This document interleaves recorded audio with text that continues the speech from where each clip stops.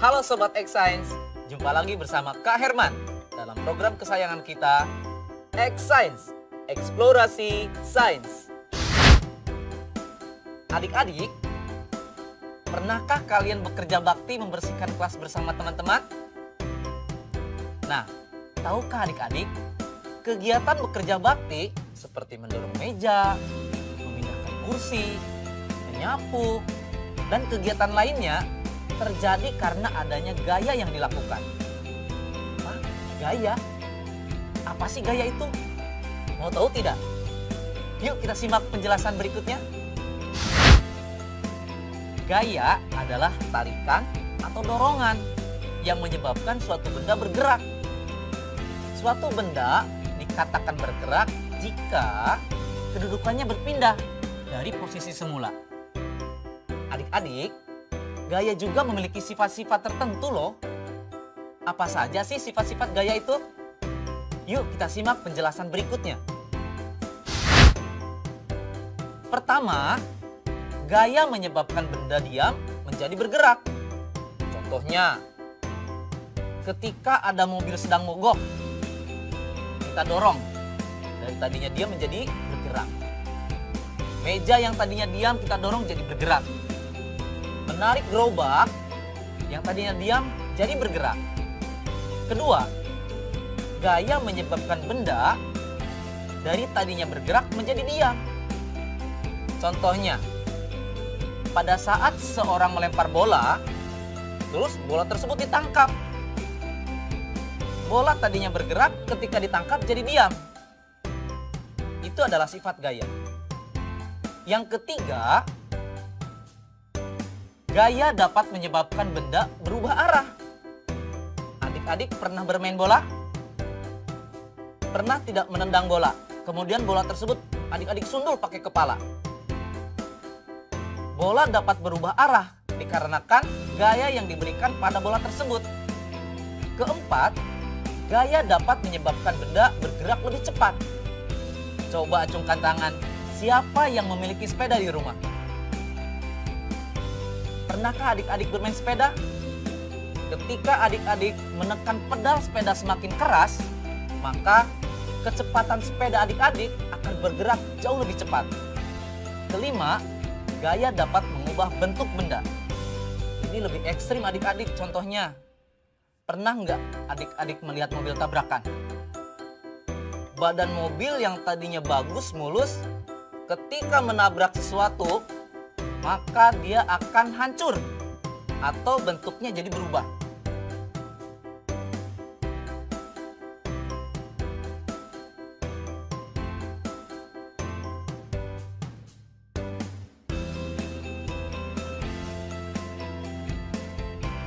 Nah adik-adik, ternyata semua kegiatan yang kita lakukan sehari-hari tak lepas dari yang namanya gaya. Mudah bukan belajar sains? Saatnya kita bernalar. Yuk, mari kita bernalar ya. Manakah yang benar dari pernyataan berikut ini? A. Kotak A didorong lebih jauh karena gaya yang diterapkan lebih besar. B. Lebih sedikit pekerjaan dilakukan pada kotak B karena gaya dan jaraknya lebih besar. C. Semakin besar jumlah gaya yang diterapkan ke kotak, semakin jauh jarak yang didorong. D. Semua benar.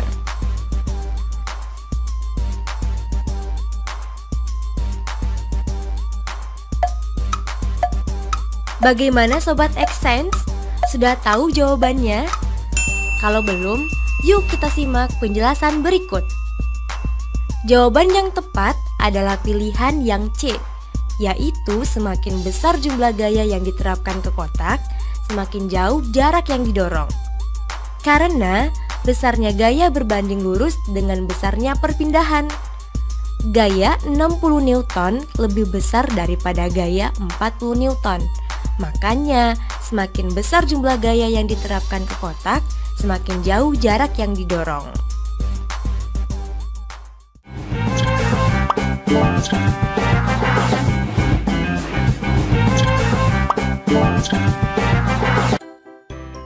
Adik-adik, ternyata gaya itu banyak jenisnya loh. Kira-kira apa saja sih jenis-jenis gaya itu? Baik, kita bahas. Yang pertama adalah gaya gravitasi. Contohnya, gaya gravitasi adalah gaya gravitasi bumi. Semua benda yang jatuh pasti akan menuju ke pusat bumi. Yang berikutnya adalah gaya gesek.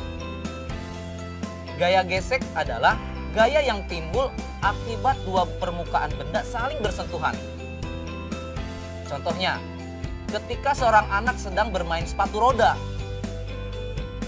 Dengan memanfaatkan gaya gesek antara roda dengan permukaan jalan, maka si anak dapat berjalan dengan sepatu roda. Ketiga, gaya magnet. Gaya magnet adalah gaya yang disebabkan oleh tarikan atau tolakan antara dua benda. Contohnya, ketika kita menarik paku yang terbuat dari logam dengan magnet.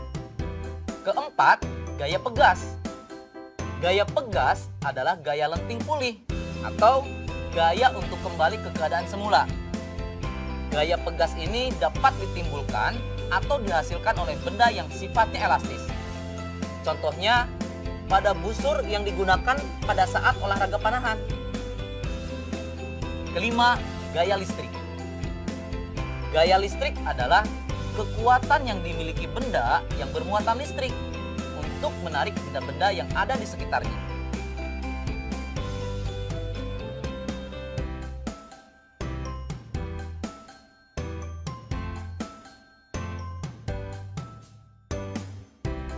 Bagaimana adik-adik? Mudah kan belajar sains? Saatnya kita bernalar. Yuk, mari kita bernalar ya. Rai menerbangkan layang-layang. Kemudian ada angin yang bertiup sangat kencang sehingga mengganggu terbangnya layang-layang Rai. Nah, Sobat Xsense, pertanyaannya adalah: pertama, pada tayangan tersebut, huruf mana yang menunjukkan gaya gravitasi yang bekerja pada layang-layang?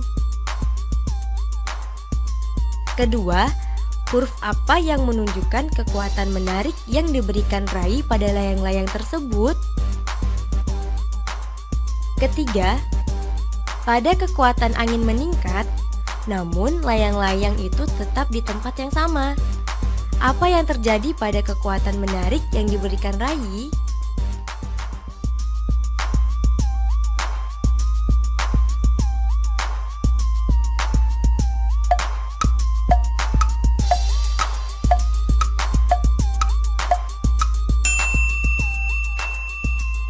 Bagaimana Sobat Xsense?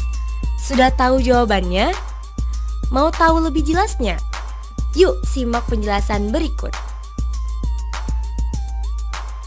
Gaya gravitasi pada layang-layang ditunjukkan oleh huruf C. Gaya kekuatan menarik dari Rai ditunjukkan oleh huruf D. Kekuatan menarik Rai harus diperbesar sehingga akan sebanding dengan gaya angin kencang yang menghadang layang-layang tersebut.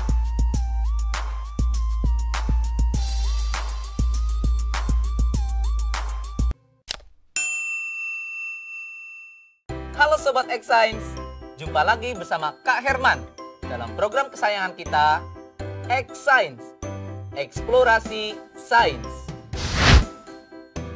Adik-adik, sudah tahu kan bahwa magnet itu dapat menarik benda yang terbuat dari logam, seperti besi dan baja. Kali ini, kakak akan mengajak adik-adik untuk seru-seruan bereksperimen. Membuat menara Moore heksagonal di pinggir gelas loh. Nah, bagaimana caranya agar tumpukan Moore tersebut tidak jatuh? Kira-kira gaya apa saja sih yang terdapat pada eksperimen tersebut? Mau tahu jawabannya? Ikuti dan simak langkah-langkahnya ya.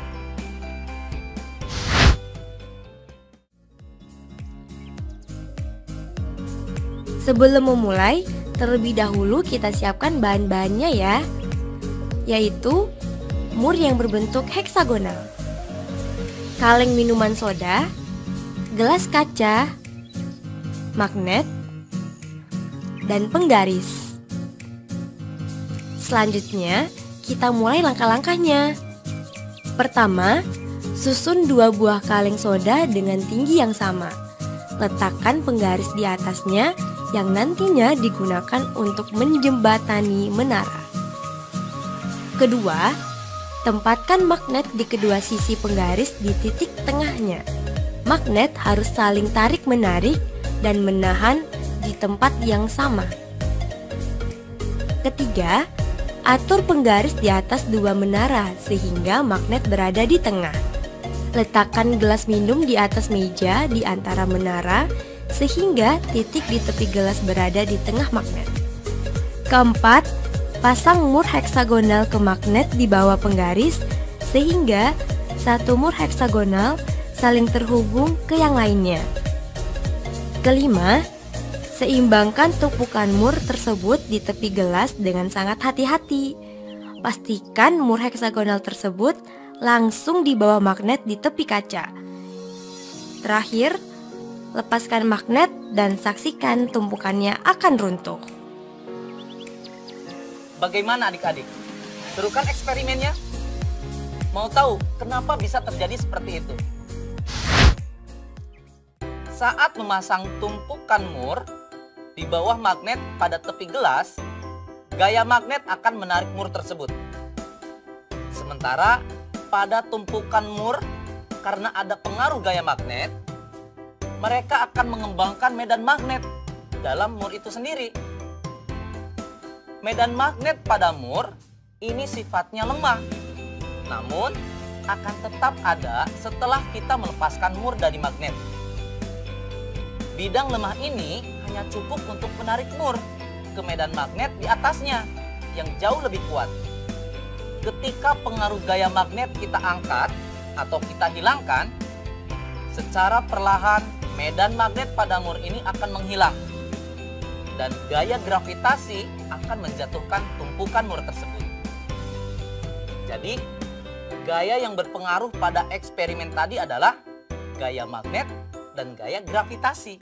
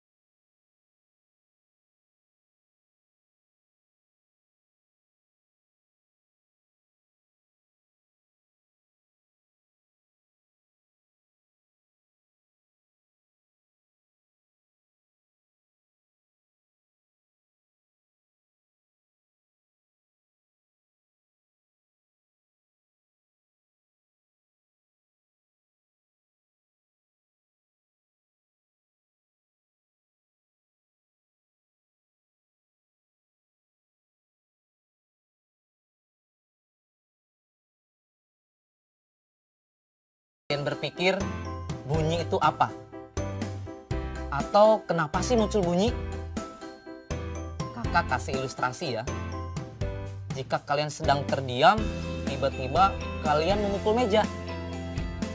Apa yang akan terdengar? Suara atau bunyi? Atau ketika kalian terdiam, ada nyamuk terngiang di dekat telinga kita. Apa yang terdengar? Bunyi atau suara. Jadi, bunyi itu apa sih? Bunyi adalah suatu gelombang yang dihasilkan oleh benda yang bergetar.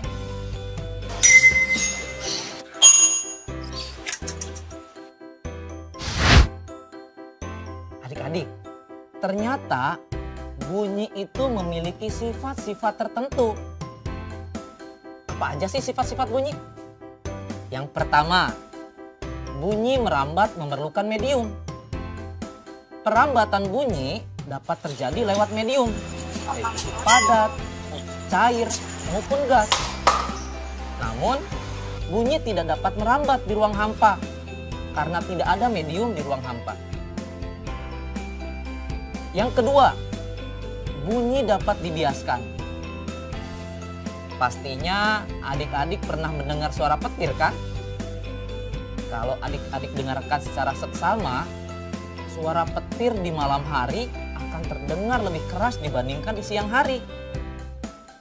Kenapa coba? Pada siang hari, udara di permukaan lebih panas dibandingkan di malam hari.